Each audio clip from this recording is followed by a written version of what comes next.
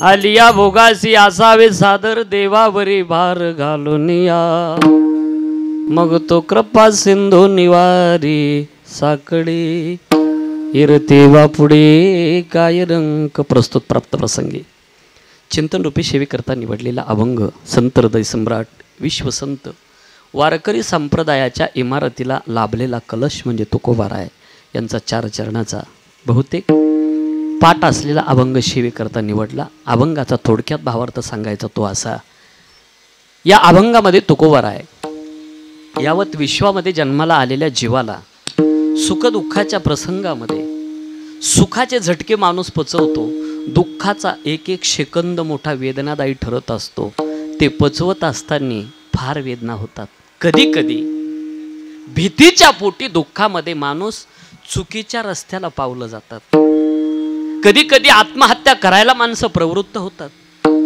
तुकोबाराय म्हणतात आत्महत्या करून या देहाला संपवायचं नाही. गाथ्यामध्ये असली अभंग आहे. आत्महत्या करायला निघालेली माणसं परत फिरतील अशी अभंग तुकोबारायाच्या गाथ्यात. जीवनामध्ये दुःखाचा प्रसंग आला तर घाबरून जायचं नाही. ते म्हणतात एक करा, देवाचं चिंतन करत राहा, त्याची शरणागती करा, त्याच्यावर भार घाला, त्याला समर्पण करा. देवा माझ्या हातात नाही, तू सांभाळ. आणि नाहीतरी आपल्या हातात आहे तरी काय. त्याने ठरवलं तसंच आपल्याला जगावं लागतं. वृक्षाची पाने हाली ज्याची सत्ता, झाडाचं पान देखील हलत नाही. करायचं काय, त्याची शरणागती, त्याला सगळं अर्पण करायचं, त्याच्यावर भार घालायचा. का हो, जर भार घातला तर दुःख नष्ट होईल का? दुःख नष्ट करण्याची ताकद परमार्थात नाही.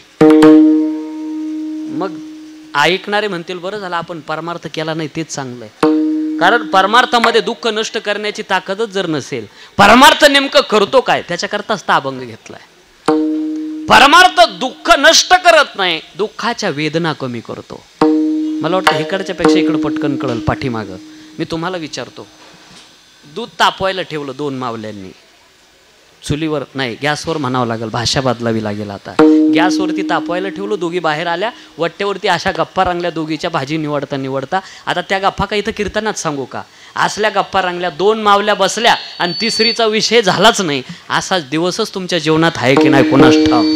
असल्या गप्पा रंगल्या आणि दोघीलाही विसर पडला की दूध तापवायला ठेवलेलं आहे, दूध उतू जातंय, बाहेर सांडतं. प्रकार असा घडला, उतू गेलेलं दूध लक्षात आलं, दोघीच्या दोघी पळत जातात. इकडं लक्ष द्या, अभंग कळला आपल्याला. गेल्याबरोबर डायरेक्ट पातेलं धरलं. तो जो ताप होता ते पातेल्याचा तो शरीराशी कॉन्टॅक्ट झाला डायरेक्ट. पण दुसरी जी बाई होती ना ती थोडी हुशार होती. तिने गेल्यानंतर काय केलं, कपड्याच्या 2-4 घड्या केल्या, त्या पातेल्यावरती धरल्या. आता काय झालं, पातेलं दोन्हीकडं सारखंच तापलेलं आहे, पण तिचा शरीराशी डायरेक्ट ताप कॉन्टॅक्ट झाला. पण इकडं मात्र त्या घड्यांनी रोखून धरला, शरीरापर्यंत येऊ दिला नाही. परमार्थ हेच काम करतो. फक्त आपण एक करायचं, नामचिंतनाच्या घड्या करून ठेवा. इतक्या घड्या करा, इतक्या घड्या करा, इतक्या घड्या करा, केवढं मोठं पातेलं असू द्या दुःखाचं, ते धरण्याची वेळ जरी आली ना तर घड्या जितक्या असाव्या, पातेलं थंड होऊन जाईल, आपल्यापर्यंत त्याचा ताप येणार नाही. परमार्थ हे काम करतो. त्याच्यावर भार घालायचा, त्याची शरणागती. जगात शरण जाण्याच्या लायकीचं बाकी कोणी नाही. मी तर थोडं पुढे जाऊन असं बोलू का, आमच्या पायाही पडू नका महाराज लोकाच्या, पण माझ्या ज्ञानोबा तुकोबारायाच्या तत्वाला मात्र शरण गेल्याशिवाय राहू नका. ते तत्व पवित्र तत्व जगातलं. विठाला विठाला.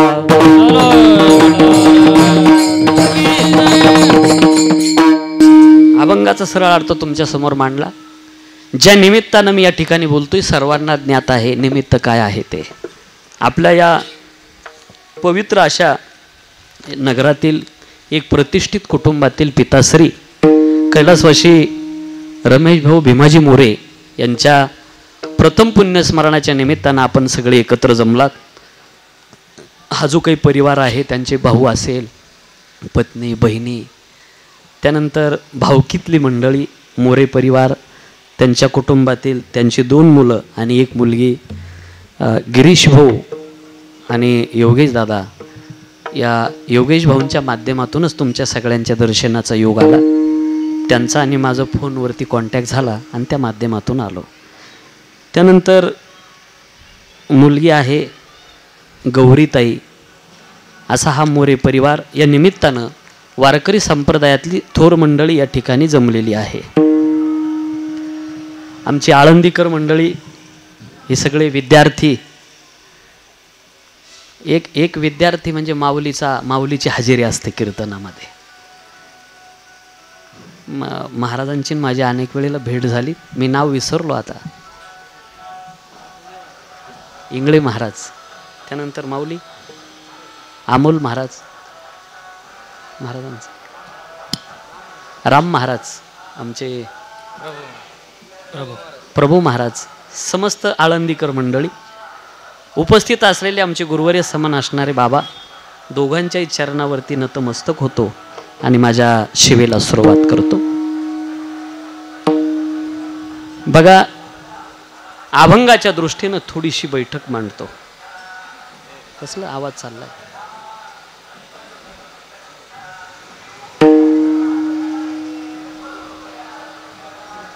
विठाला विठाला.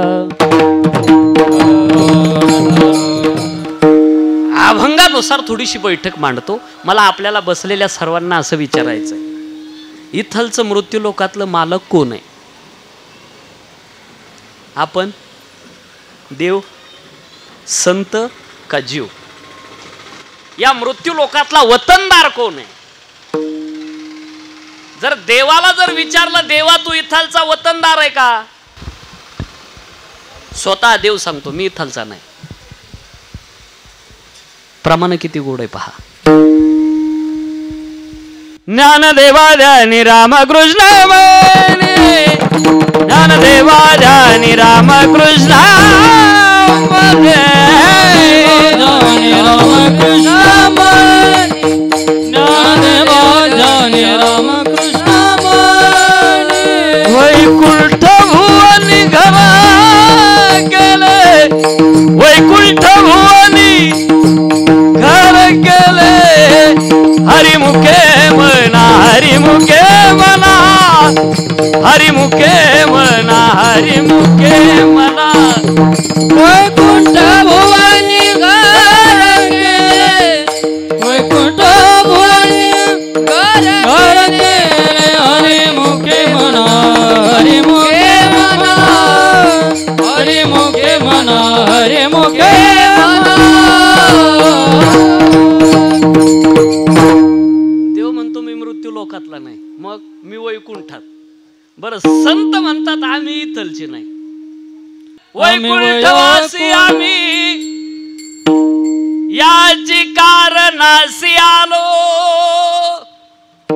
बोलिले जरुसी साच भावे वर्ताया.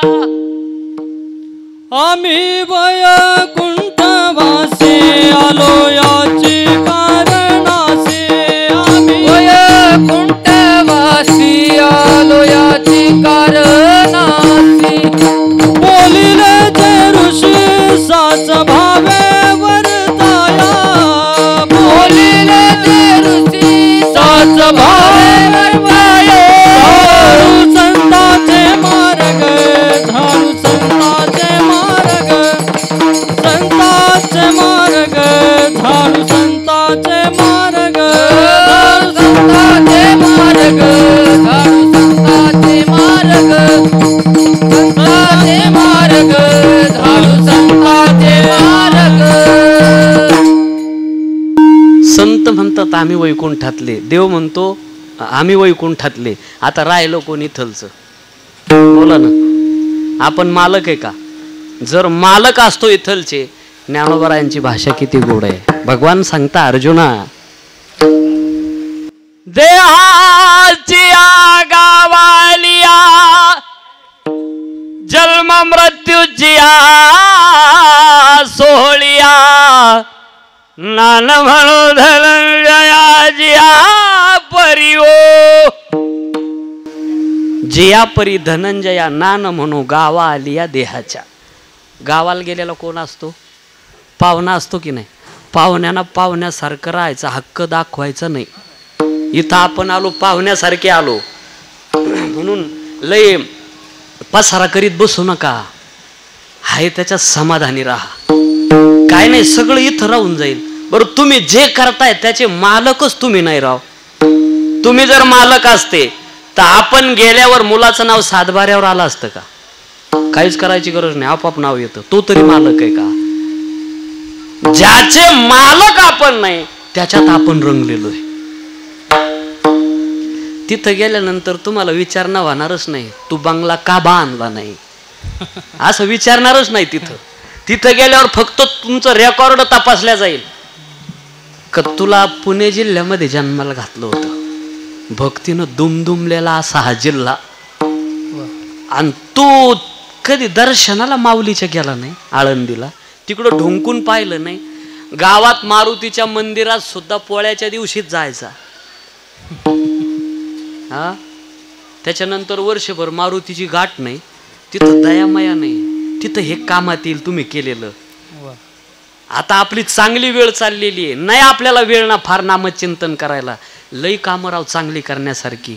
हे विद्यार्थी दिसतात ना, तुम्ही आळंदीला जर गेले तर रिकाम्या हातानं कधीच जायचं नाही.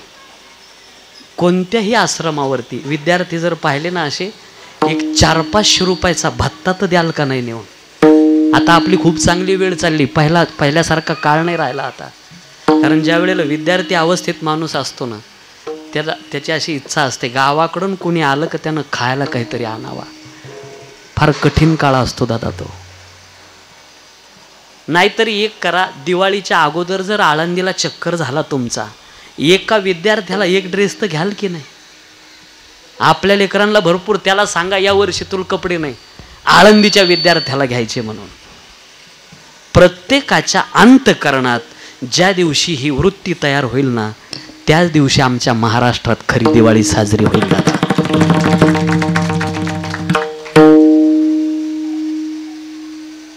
विठाला विठाला आपण इथलचे मालक नाही. जायचं हे सोडायचंय आपल्याला. देश वेशनु हे माझा सहज फिरता आलो, करू सत्ता कोणावर, कोणावर सत्ता, या देहावरच सत्ता नाही तर बाकीचं कोणावर करणार. इथं बसलेले तुम्ही सगळे, तुम्हाला मला विचारायचं, तुम्हाला असं वाटत असेल हा देह तुमचा आहे. जर तुमचा असता, केस पांढरे होऊ दिले असते, तुमचा देह असता, तुमची त्याच्यावर सत्ता असती तर दाताच्या कवड्या बसवल्या असत्या. तुमची जर सत्ता देहावर असती, कानात मशीन टाकलं असतं. म्हातारपणात पाय असून चालता येत नाही, डोळे असून दिसत नाही, कान असून ऐकू येत नाही, फिटिंग असल्या तशी दिसते, कनेक्शन कट करतो. त्याच्या हातात बटन आहे, तुम्ही खाली काही करा. पण आपल्याला कधी कळतं माहिती का, सगळं करून दमलो का मग आपण म्हणतो काय करता, देवाच्याच मनात नव्हतं. काळाच्या ओघामध्ये लई मोठमोठ्याची जिरली राव. ज्यांना वाटत होतं ना देह आपला आहे, 40 वर्ष असे मस्तीत जगता माणसं, एकदा 40 उलटू द्या, तेच लोक म्हणतात देव आहे. सैराट जीवन चालतं 40 वर्षापर्यंत. किती लोक दाखव. आमचे गुरुवर्य विक्रम नाना सांगायचे बरं का, एकाच वाक्यात लई मोठा सार सांगायचे. ते म्हणायचे, मी डोळ्यानं पाहिलं, कैसे कैसे ऐसे वैसे हो गए. बघा बरं का वाक्य, एकाच वाक्यात सगळं. कैसे कैसे ऐसे वैसे हो गए आणि ऐसे वैसे कैसे कैसे हो गए. बटन त्याच्या हातात आहे. प्रमाण आहे का किती गोड आहे. आले देवाजीच्या मना, आले देवाजीच्या मना, आले देवाजीच्या मना, आले देवाजीच्या मना. तेथे कोणा ते चाले ना, चाले ना हरिश्चंद्र तारा राणी. तारा राणी तेथे कोणाचे चालेना, तेथे कोणाचे चालेना. अरे वाटीच्या मना तेथे कोणाचे चालेना, तेथे कोणाचे चालेना, तेथे कोणाचे चालेना.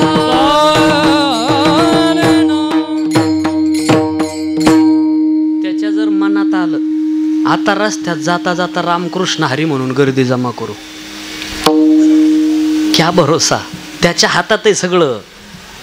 तुम्ही इथं बसलात ना, आपण सगळे आपल्या हातातलं काही नाही. मायबाप देहावर आपली सत्ता नाही तर दुसरं कुठं चालणार आहे. देहावर सत्ता काळाची आहे, देह हे काळाचे. बरं इथंही आपली सत्ता नाही.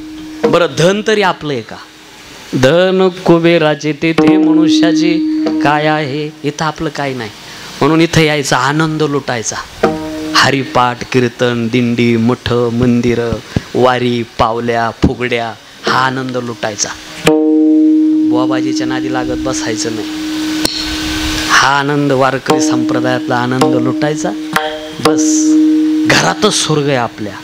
सुंदर हो काया, घरमे हो माया, पतिव्रता नारी आणि पुत्र आज्ञाधारी, त्याच्या घरात खरा स्वर्ग आहे.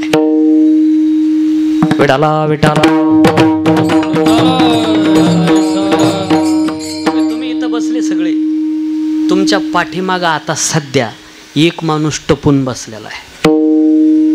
मागं वळून नका पाहू, मी नाव सांगतो तुम्हाला त्याचं. आता सध्या टपून बसलेला आहे तो. घडी घडी काळ वाट याचे बाये, अजून किती आहे अवकाश, अजून किती आहे अवकाश, अजून किती आहे अवकाश.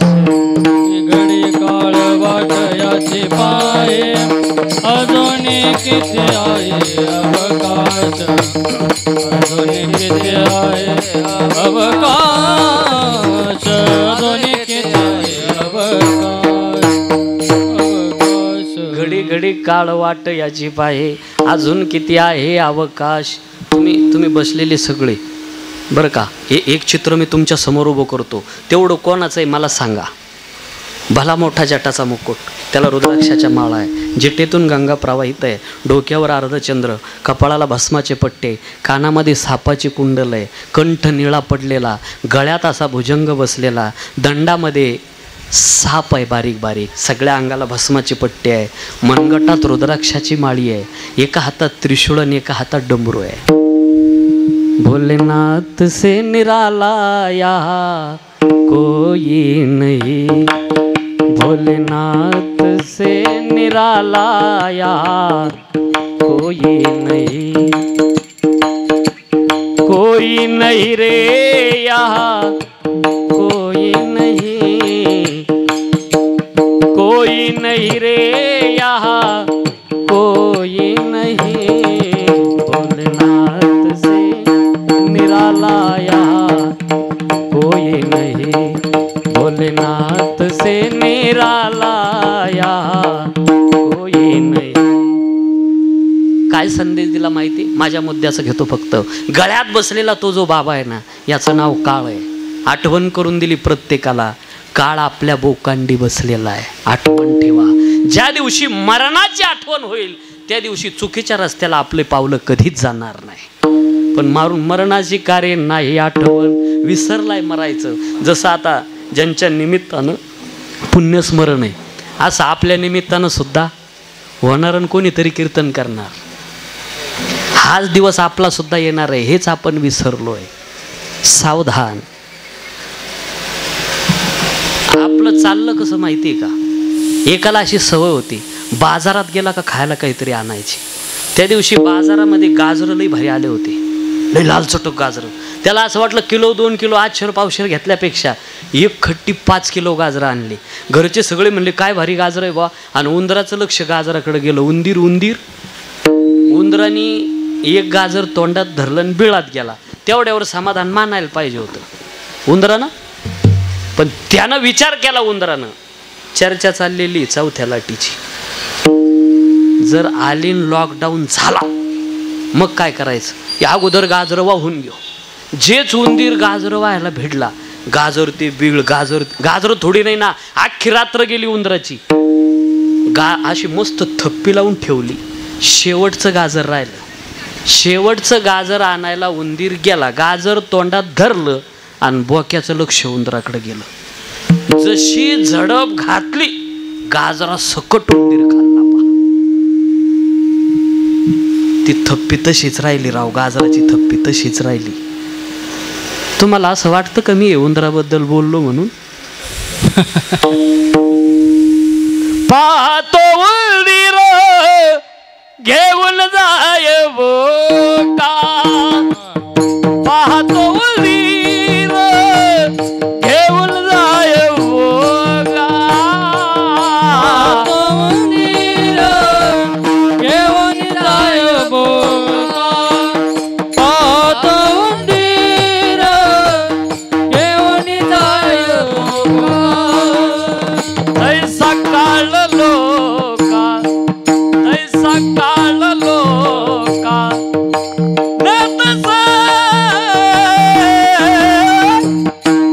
पाहतो उंदीर घेऊन जाय बोका, पाहतो उंदीर घेऊन जाय बोका. या देहावर भरवसा धरायचा नाही. या देहाचा तो काळ इतका निष्ठुर आहे, त्याला कोणाचीच दया माया नाही. कोणाची आई नेतो, कोणाचा बाप नेतो, कोणाचा भाऊ नेतो, कोणाची बहीण नेतो. म्हणून या शरीराच्या शुश्रूषेत गुंतून राहू नका. जर वागण्यात काही चूक झाली या जन्मात आणि पुढचा जन्म जर गाढवाचा मिळाला, मग कशाचा हा आनंद आहे का कीर्तन हरिपाठ. तुकोबराचे एक शपक अभंग आहे, ऐका आणि इथंच सोडून द्या, जास्त चगळीत बसू नका. ते म्हणतात, जर हरिनाम घेतलं नाही, वागण्यात जर चूक झाली, हरिनाम विसरली गाढव कुंभाराची झाली. काय मनुष्य शरीर मिळालं होतं त्यावेळेला, टीव्हीत पाहून तसे दिवस दिवस तसे केस करण्याचा प्रयत्न केला.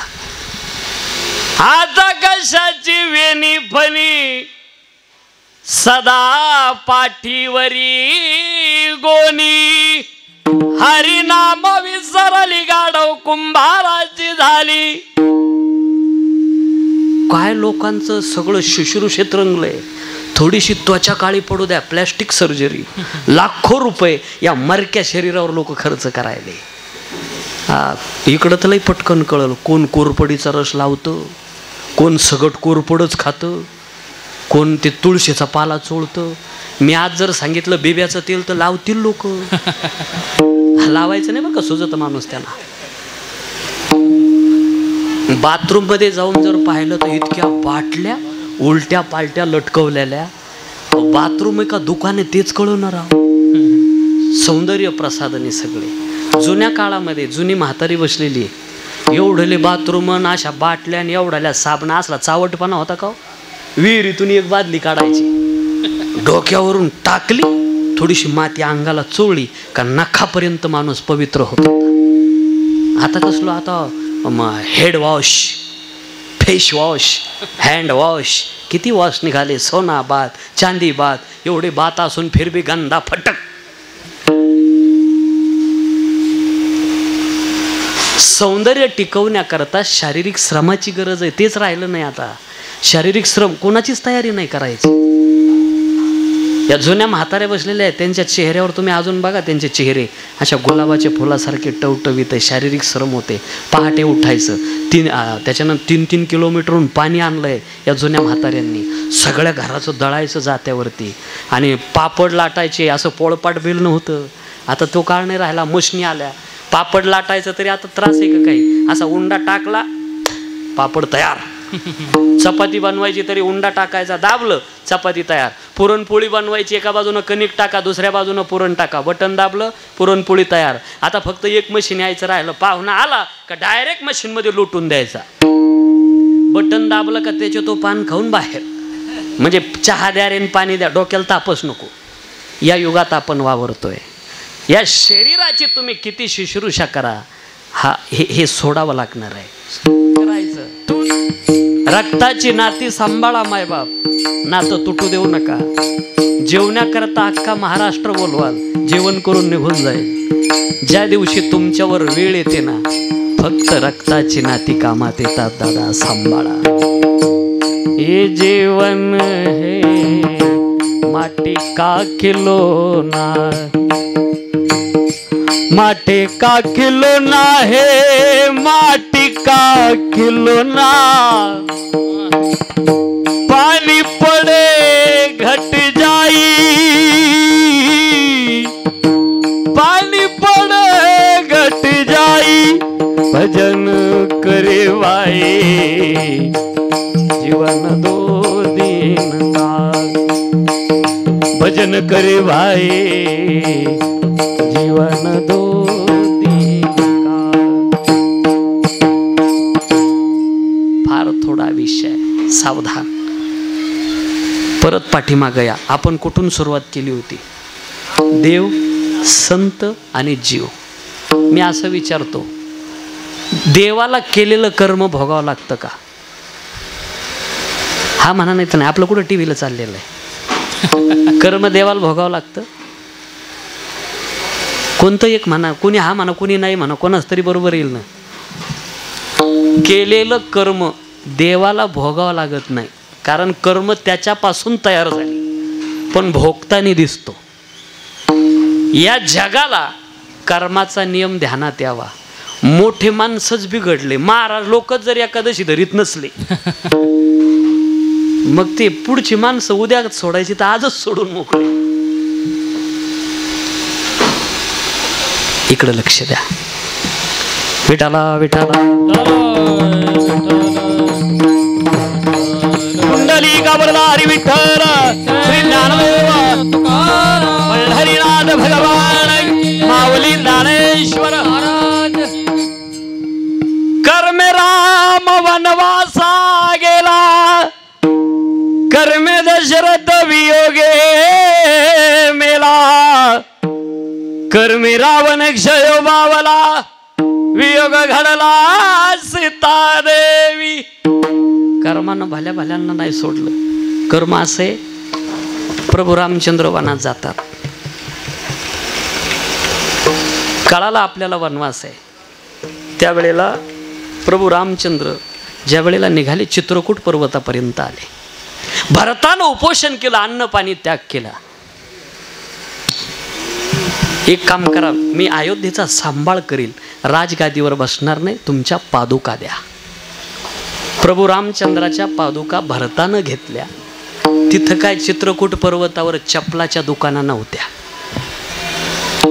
आता खरा वनवास सुरू झाला.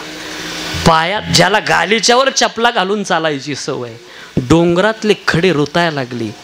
पायातून रक्ताच्या चिळकंड्या उडाव्या आणि प्रभू रामचंद्रांना आपल्या भावाला विचारावं, लक्ष्मणा काय कर्माची गती गहन आहे. अरे गोड बोलून भावानं चपला नेल्या आणि कडू बोलून आईनं राज्य हिसकून घेतलं. काय प्रारब्ध आहे माझं. देवाला नाही, देवाच्या बापालाही नाही. बरं मी म्हणतो, देवाच्या बायकोला इथं तर वशिलेबाजी करायला पाहिजे होती. इथं बसलेल्या माझ्या एकाही बहिणीचा एवढा वशिला नाही, इतका आमच्या सीतामातेचा मोठा वशिला. स्वतःचा बाप मिथिला नगरीचा राजा आहे, सक्का सासरा अयोध्येचा राजा, आणि स्वतःचा पती ब्रह्मांडाचा मालक आहे. कोणत्या माऊलीचा एवढा वशिला आहे? एवढा असताना सुद्धा 14 वर्ष उशाल दगड घेऊन झोपावं लागलं. केले कर्म झाले त्याची भोगाले, उपजले मेले ऐसे किती, उपजले मेले ऐसे किती राम.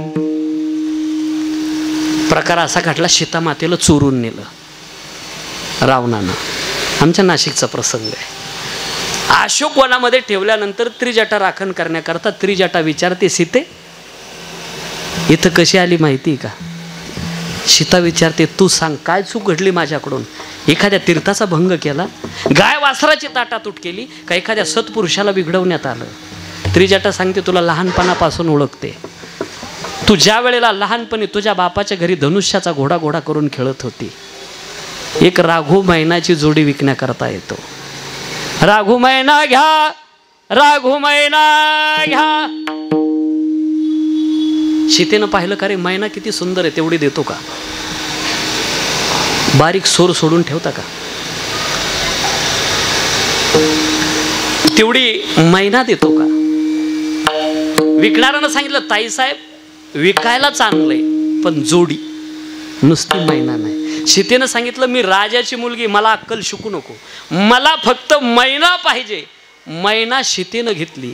राघू त्याच्याकडे राहिला. त्या मैनेनं शाप दिला सीतेला, सीते आज आमच्या दोघाची ताटातूट केली ना, तशी एक दिवस तुझी सुद्धा ताटातूट होणार म्हणजे होणार.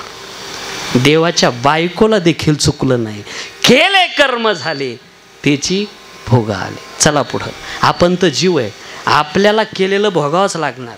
त्याच्यात अजून एक सांगून जातो, तुम्ही केलेलं माझ्या वाट्याला येणार नाही आणि मी केलेलं तुमच्या वाट्याला नाही. तुम्हीच केलेलं तुमच्या वाट्याला. मग आता तुम्ही चांगलं केलेलं असेल तर सुखाच्या रूपानं आणि वाईट केलेलं असेल तर दुःखाच्या रूपानं. ज्या वेळेला तुम्ही सुख भोगता त्यावेळेला काहीच वाटत नाही, पण दुःख भोगताना वेदना होतात. एक सांगून जातो, तुम्हाला ते भोगणंच आहे. तुम्ही केलेलं आहे ना, ते भोगावंच लागणार. मग दुःखाच्या प्रसंगात नाराज होऊन भोगण्यापेक्षा हसत हसत सामोरे जा, हे तुकोबाराय लक्षात आणून देतात. आलेल्या प्रसंगाला त्याचा आदर करा. सादर शब्द मूळचा आदर पदातला, त्याला अधिक सा लागला. अभंगाच्या पहिल्या चरण. आली भोगासी असावे सादर, आली भोगासी असावे सादर. माईकला आवाज द्या त्यांच्या.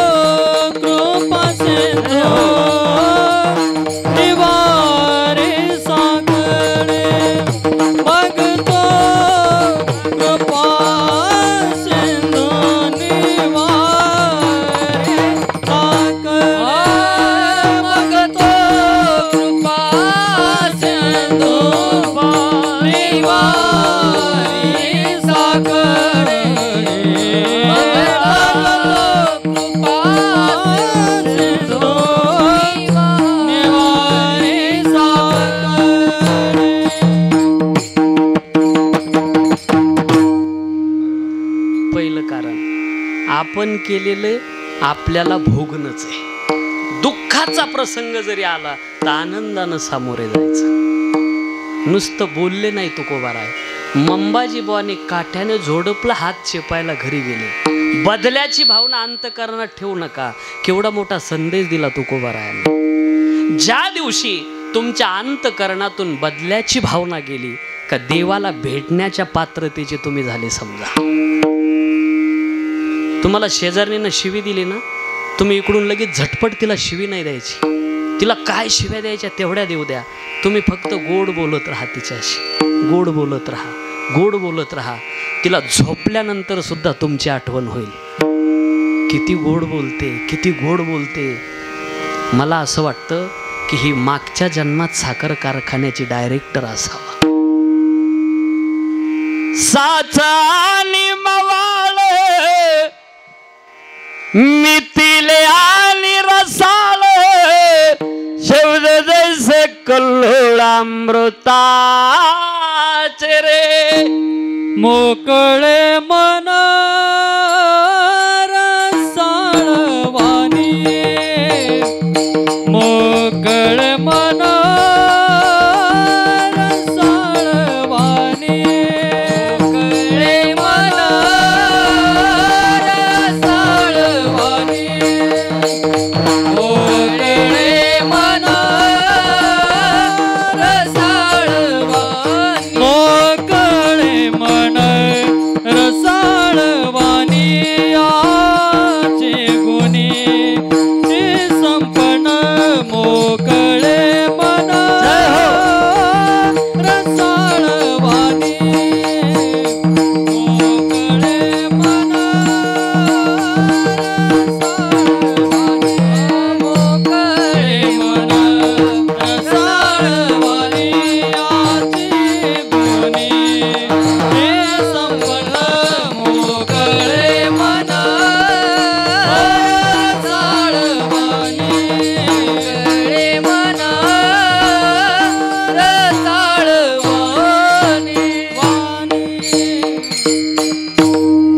गोड बोला, कमी बोला, हळू बोला.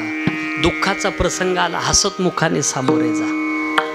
रडत राहायचं नाही, हसत मुखानं सामोरे जायचं. भोगण्याकरताच आपण आलोय.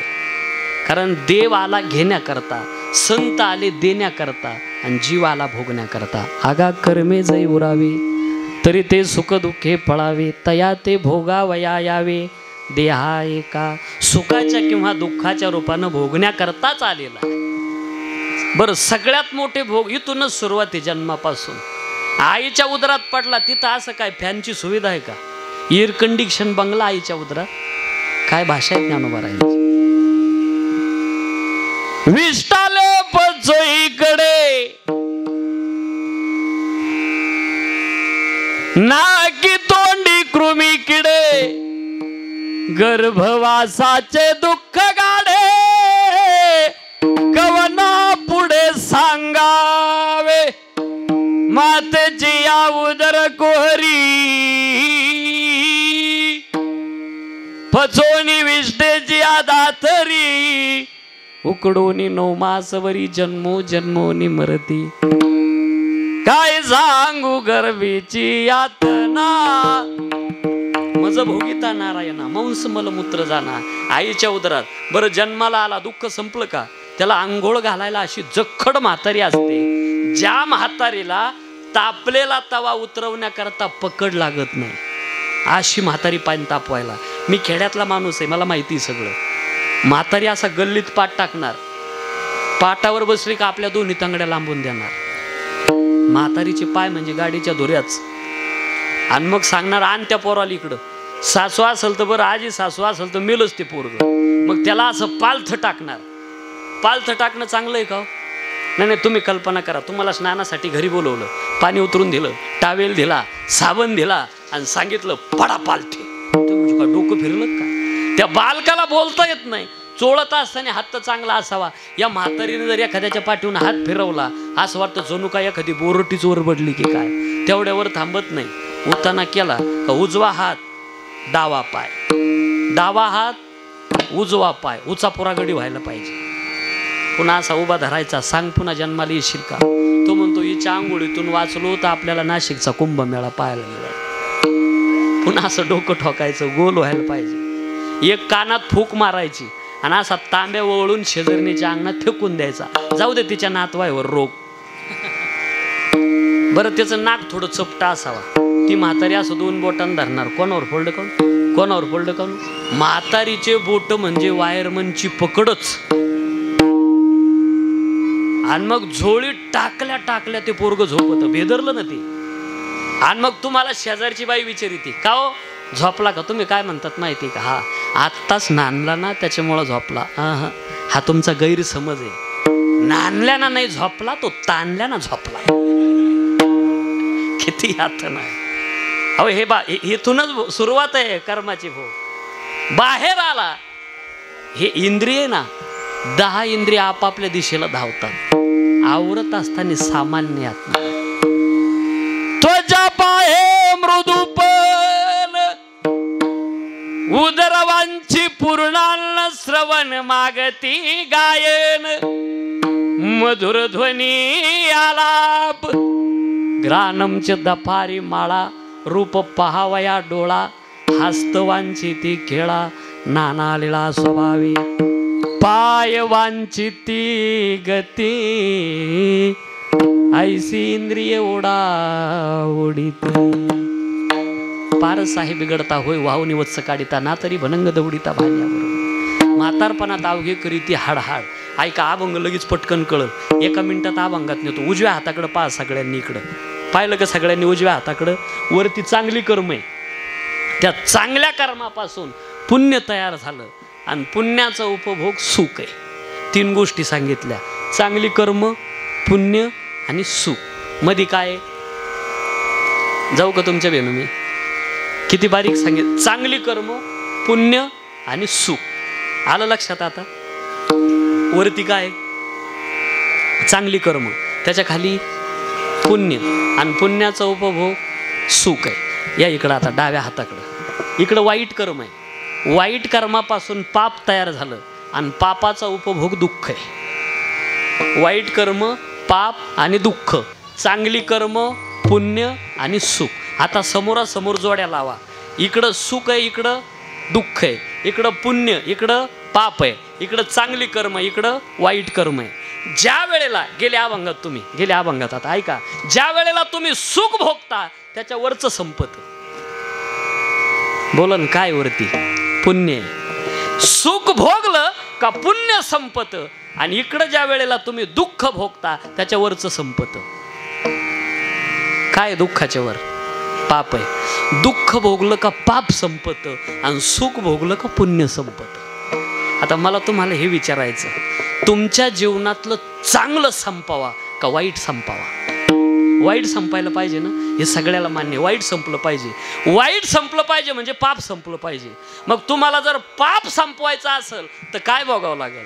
दुःख भोगावं लागेल ना. अरे दुःख भोगल्यानंतर जर आमचं पाप नष्ट होत असेल, आम्ही आनंदानं भोगायला तयार आहे.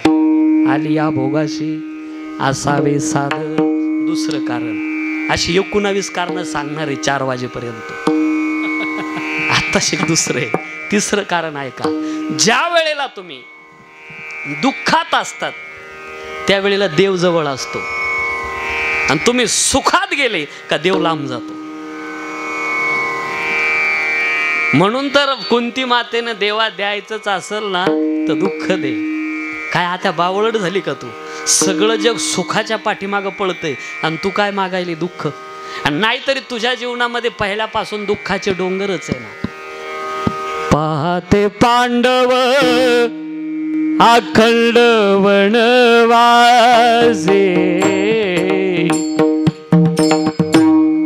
पाहते पांडव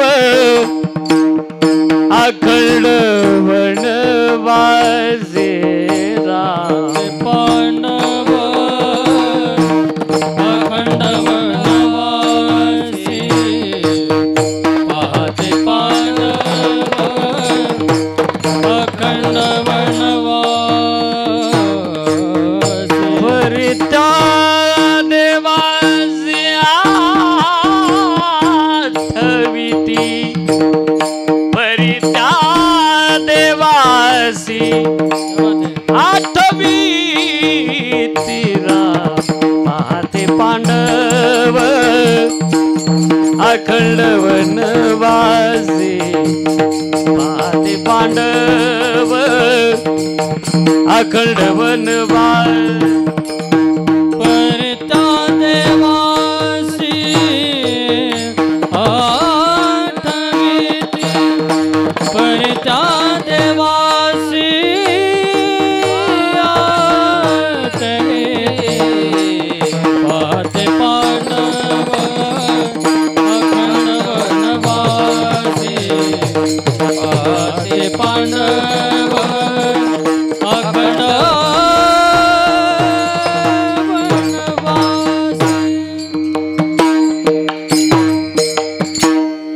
सुदामा ब्राह्मण दरिद्री पिढीला नाही विसराला श्रीकृष्णासी. अगं तू ज्याच्या घरी जन्माला आली त्यानं तुला दुसऱ्याला दान दिलं. कुंती भोज नावाच्या राजाला लहानपणी बापाचं छत्र हरवलं. केवढं दुःख आहे त्या. ज्यांचं बापाचं छत्र हरवलं त्यांना विचार दुःख काय असतं. बाप असताना कळत नाही किती उन्हाळपणा करा चालतो दादा. बाप गेल्यावर नाही जमत उन्हाळपणा. बाप असतो. पुढं बोलणार आहे. कुंती मातेला भगवान सांगताय आत्या ज्याच्याकडं तू त्यानं तुझा ज्याच्याशी विवाह करून दिला त्याला जन्मापासून रोग झालेला होता पंडू नावाचा. अशा रोग्याबरोबर तुला संसार करावा लागला. केवढं दुःख आहे. एवढ्यावर थांबलं नाही. अजून सांगतो आई. त्या रोग्याला दुर्बुद्धी सुचली आणि त्यानं मादर देशाची मादरी बायको करून आणली. सवती बरोबर संसार करावा लागला. केवढं दुःख आहे आत्या. एवढ्यावर थांबलं नाही. अजून दुःख आहे.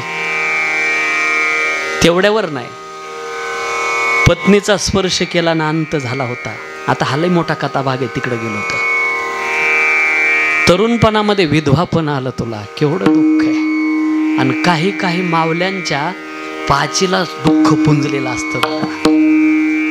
दुभंगली धरणी माता फाटले आकाश ग कधी संपणार नारी तुझा वनवास ग. केवढं दुःख आहे कुंती मातेच्या जीवनात. नकुल आणि सहदेव सांभाळायला आले. 5 पांडव सांभाळ करत असताना धृतराष्ट्र आणि कौरवानं दिलेला त्रास सामान्य नव्हता. अजून दुःख मागायले. निम्म्या संपत्तीचे हिस्सेकरी आहे तुझी लेकरं. मिळाली नाही तरी दुःख मागायली. बरं त्याच्या बदल्यात काय मिळालं त्यांना? 12 वर्षाचा वनवास तरी दुःख मागते. 1 वर्षाचा अज्ञातवास तरी दुःख मागते. कुंती मातेने एकाच वाक्यात गार केलं. देवा ऐक. एवढं सगळं दुःख सांगितलं पण तुला एक सांगू का? हे सगळं दुःख भोगत असताना तू बरोबर होता. आज राज्य मिळालं तर तू सोडून चालला. जर तू सोडून जात असल दुःखामध्ये जवळ राहत असल आग लागो त्या सुखाला आनंदानं दुःख भोगायला तयार आहे. देव जवळ असावा. 3रं कारण. 4थं कारण आहे का? दुःखामध्ये देवाचं भजन घडतं. सुखामध्ये नाही घडत. लहानपणी आजोबानं गोष्ट सांगितली होती. ओढ्यामध्ये हाडळ असतं म्हणे. हा नोकराचे डबे घेऊन चालला आणि याला आठवण झाली आजोबानं सांगितलेल्या गोष्टीची. ओढ्यात उतरला आणि इतकं दाट भजन केलं तेवढ्या जागी. ओढ्याच्या वरती निघाला. लाईट चमकले. नोकराचा आवाज कानावर आला. लगेच अभंगात बदल केला. मला माहिती तो अभंग तुमच्या सगळ्यांचा पाठ आहे.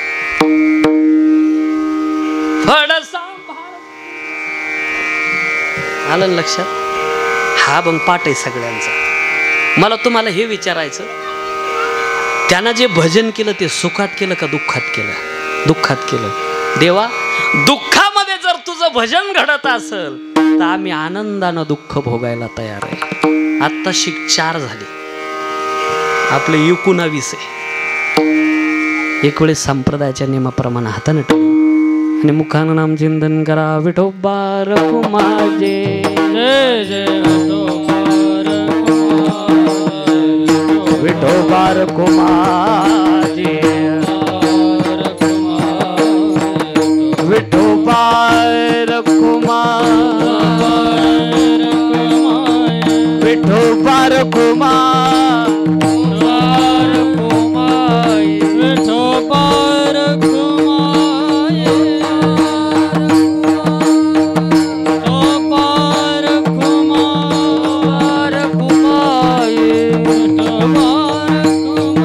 Oh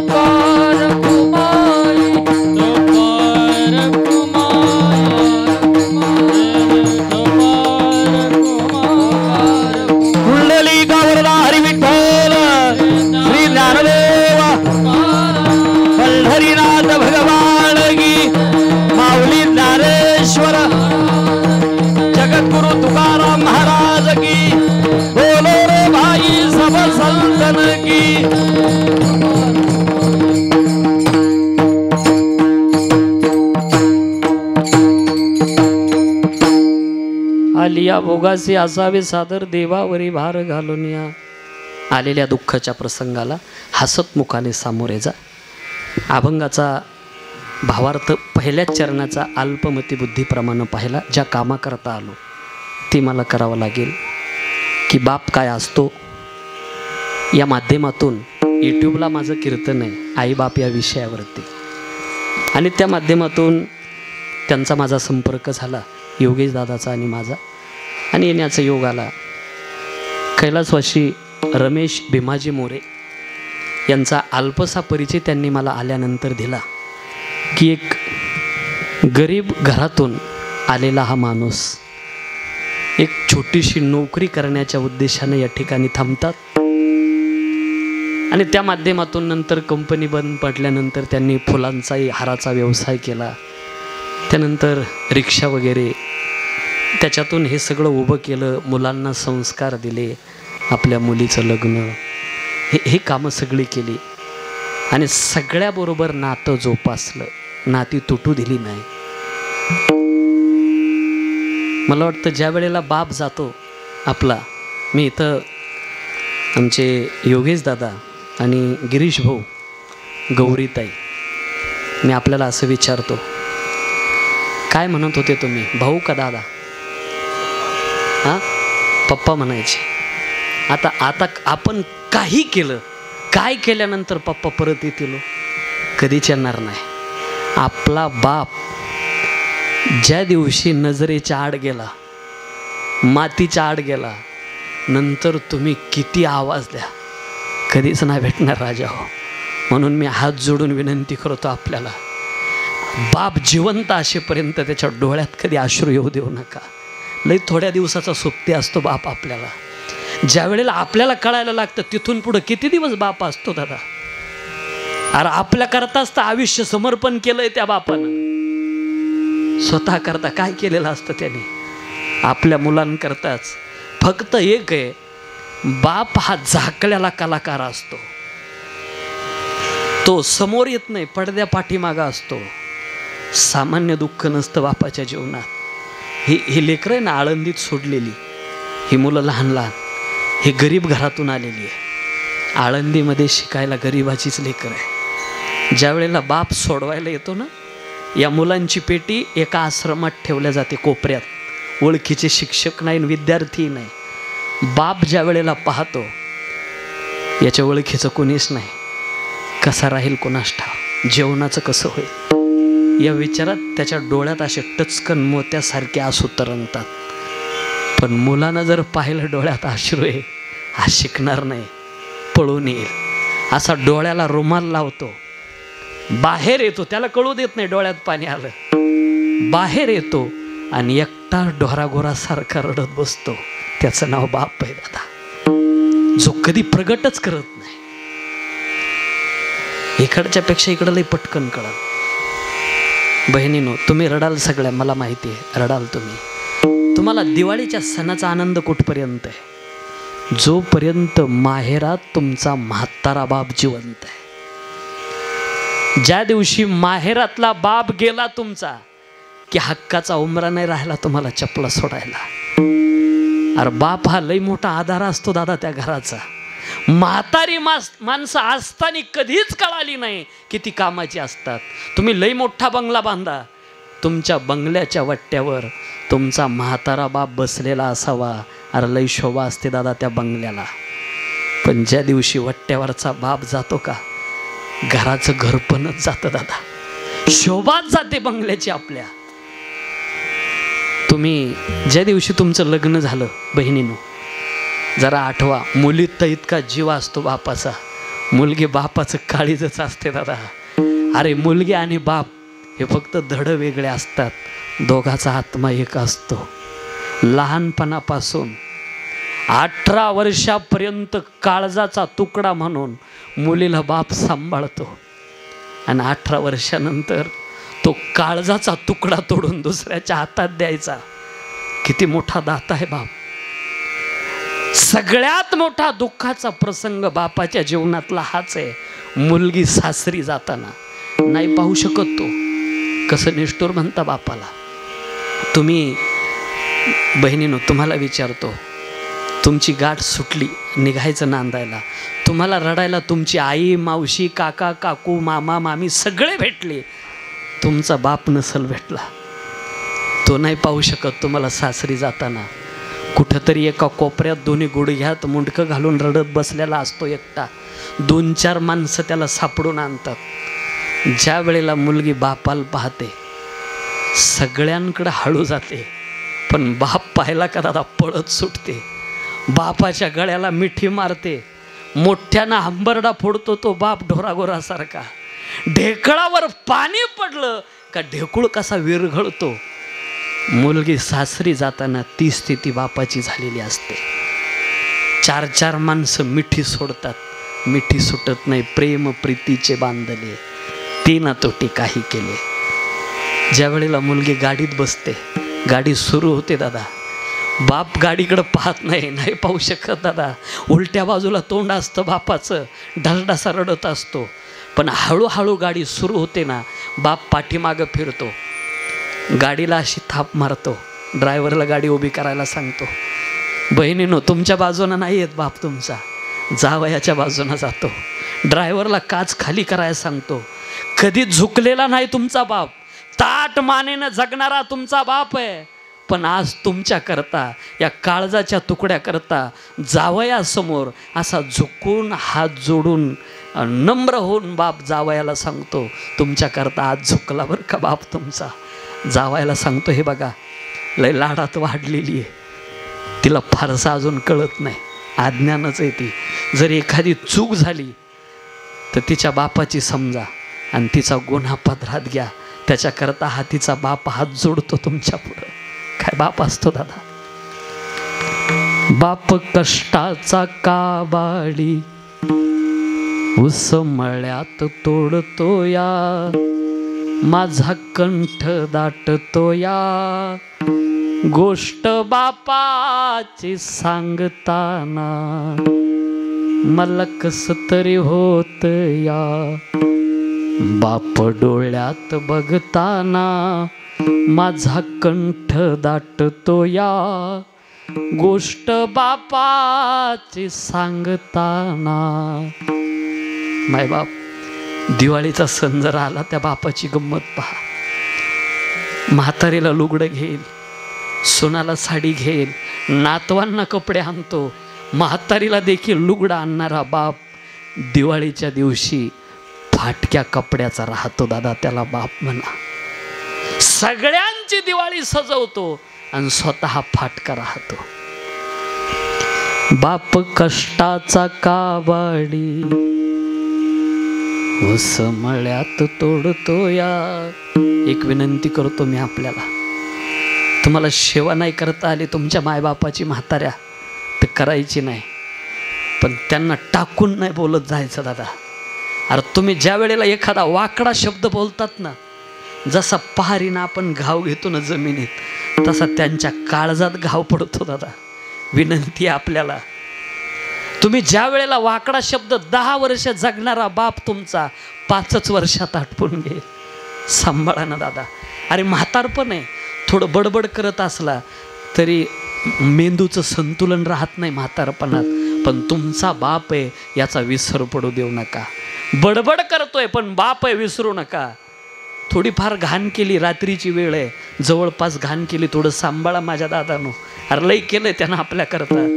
एक बाप 5 लेकराचा सांभाळ करतो. मला अजून एक गणित नाही कळालं. एक बाप 5-5 लेकराचा सांभाळ करतो. म्हातारपणात फक्त 5 लेकरं मिळून एक बाप सांभाळा ना दादा. एकच बाप सांभाळा.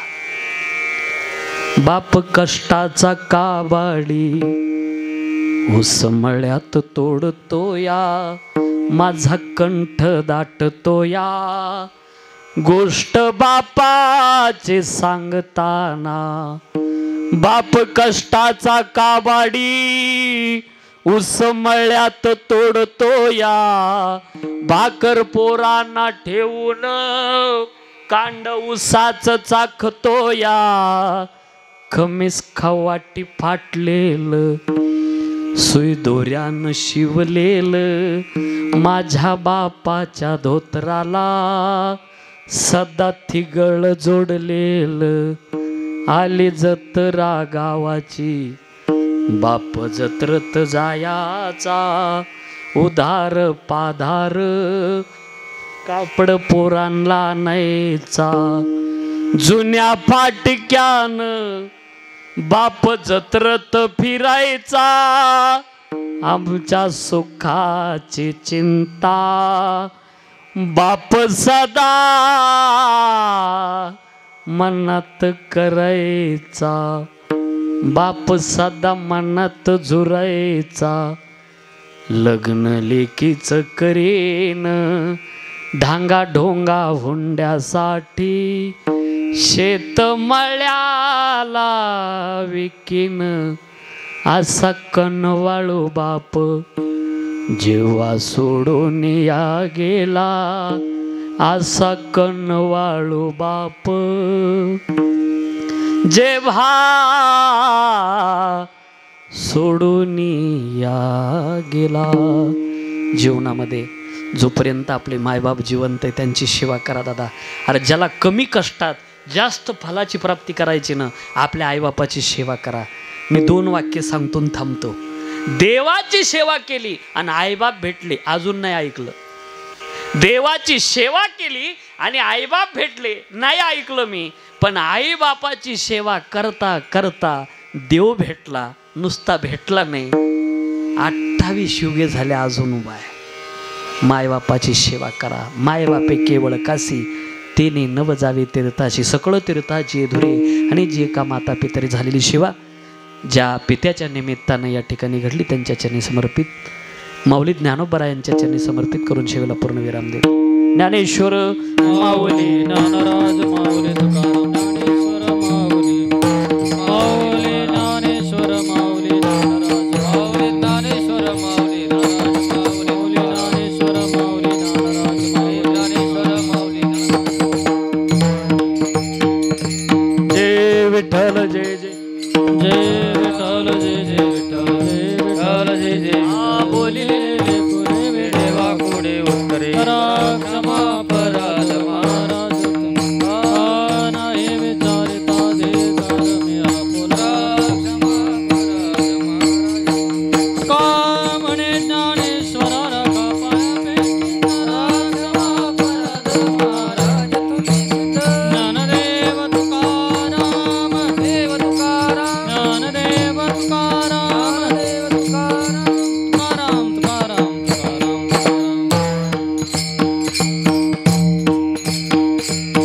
पुंडलिक वरदा हरी विठ्ठल श्री ज्ञानदेव तुकाराम माऊली ज्ञानेश्वर महाराज की जय.